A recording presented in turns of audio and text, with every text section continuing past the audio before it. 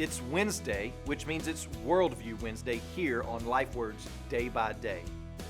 I don't know if you've noticed it or not, but there is an assumption in our culture today, and the assumption is that younger equals smarter. Younger is more knowledgeable, more skilled.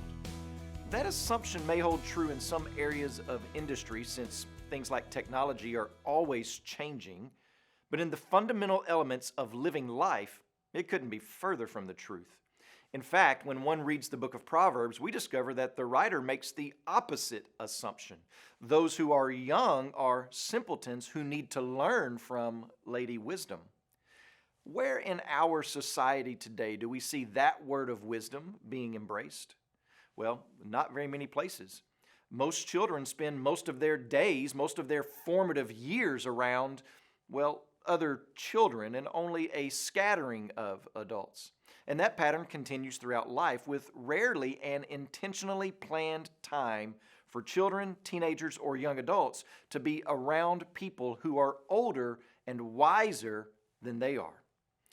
Because of this, boys have a hard time knowing and becoming godly men. Girls struggle with grasping what is biblical femininity.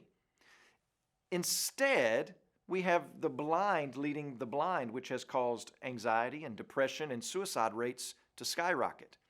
So the question is, does the Bible speak to this? Does God present something better? Well, absolutely He does. And over the next few Wednesdays, we're going to be examining that very reality. But until then, I want to challenge you to think about, where are you getting wisdom from? When you pray today, please remember Charles Costa and his family, our missionaries in Lebanon. And also remember the Mixteco LifeWord broadcast that's heard in Mexico.